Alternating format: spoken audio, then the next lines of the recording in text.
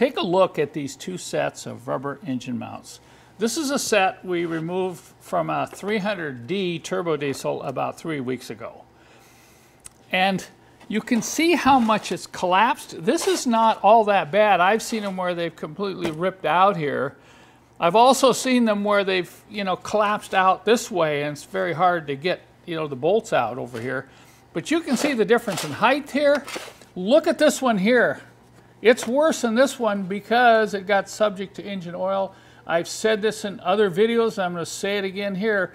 You have to protect these mounts from any type of engine oil and diesel fuel. So when you're changing your filters on the left side, the pre-filter, the main filter, whether you're working on the injection pump and pulling the hard lines, you need to cover the engine mount with some sort of plastic to prevent diesel fuel from getting on it. So that's the first thing I want to share with you, the importance of protecting these mounts from contamination with oil or fuel. Now, of course, when you get under the car, there's a bolt that comes up under the subframe, goes into the motor mount arm, which is on the engine.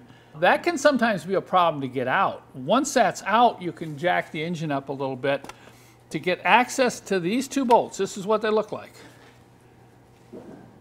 Just a short little bolt. There's one on each side, and these hold the mounts to the subframe.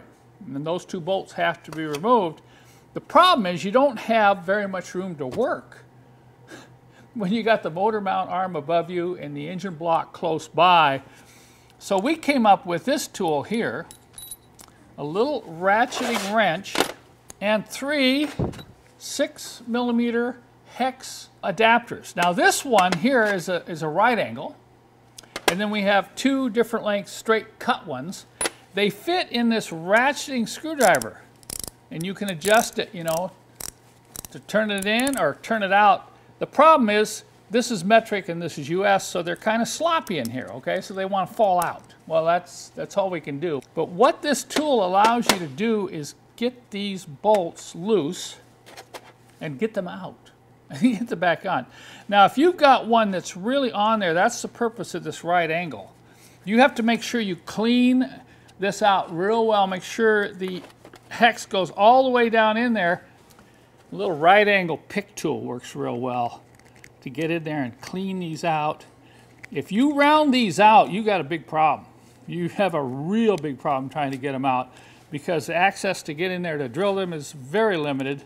The purpose of this right angle one is to loosen up the bolt. Let's say it's on there so tight. You can put this up in here and you get an extension. What I do is I use a piece of pipe, and you can get just what you need there. You can get a pair of vice grips on here, and you can break it loose. Once you break it loose, you can use one of these 2 pieces to ratchet the bolt the rest of the way out. And you're saying, well, Kent, so these are going to keep falling off when you're trying to get to those hex bolts. Well, I'm just going to share with you a little trick, okay? Let's say you're going to use this one with the ball end. Just take a piece of masking tape like this.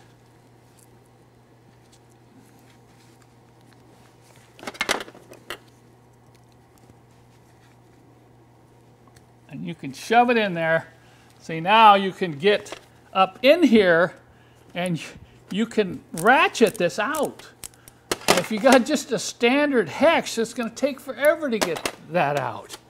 So that was the reason for this tool. This is one of the first special tools that we came up with almost 20 years ago. And I've got Jerson here. He's going to show you the newest little trick he's developed. Recently, while changing a couple motor mounts on our old diesels, Jerson's found a more efficient and quicker way to remove these mounts, and I'm going to let him explain it to you. Okay, let's go through this. Before you're going to do anything, just make sure you take the big bolt to hold the engine on the frame right here in the bottom. Then you have to take these next from the top because it's much easier. Once you remove these, because this bolt is cleared from the top, you can remove this one too. Once you remove these 2 right here, you can remove this one. The reason is because once you lift the engine on the air, you can take this plate off, and then you don't have much room in the back of this bolt. See, we make a special tool for this and a special cut on this. There is a reason. You don't have the right height over here.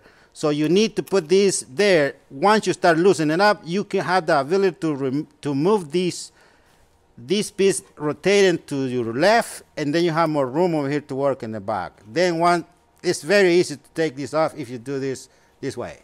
Okay, so just to confirm, you want to pull this bolt first. That's the outboard one, the one facing the tire, yes, right? Yes. Okay, and once that bolt comes out, then you can rotate the mount. Exactly. See, you can rotate. Yeah. You have better room over here to operate with the wrench. And then you got more clearance yeah. for the wrench. If you had it in place like that, you don't have much room because the engine is right here, so you have not much, play under your wrench. But if you move it this way, you have more room. See, travel more to get this much faster. All right, real good. So that's why we recommend you buy our special tool for removing these mounts with the ratcheting wrench there and the special cut Allen that we provide, because it makes removing these diesel mounts so much easier, right? Oh yeah, you can do this. Maybe if you not have this wrench, you're gonna take maybe 3 hours to do the job. But if you have all these wrench and the way I haven't done this so many of these, so I just do the better way all the time because I don't like to work hard under stress. I like easy job, and I try to figure out the best way I can do it. So this is my best way so far. I don't know, in the future I can find something else, but for now this is the best way. All right. Now I know some of you are wondering, well, how do I know if my engine mounts are bad? Well, just look. Most of the time you can see them crushed down. They're just collapsed. If you hear a clanking or some sort of a metal on metal noise while the engine is idling, it's usually the motor mount arm hitting the subframe, and that means it's really bad. But a lot of times you get excess vibration, and you can kind of feel something's not quite right, and usually this is the culprit right here. So get in there and take a close look. You can see when they're really collapsed down, they need to be replaced, and like I said earlier, you got to make sure you protect these. That is really important, because that's one of the key reasons for premature failure. So this is something you can do yourself. It's not a beginner job. It's what I would call an intermediate DIY job. You're going to need to find a way to get the car up, and you got to be able to jack the engine up. Obviously, it's way easier to do it on a lift. If you have access to a lift, it's going to make the job go much easier. But I also want to recommend one other thing. If you have a suspicion, or if you think you want to replace the oil cooler hoses in your old diesel, which is another problem area just due to the age of the rubber. I've only lost one diesel in my life. Totally destroyed the engine.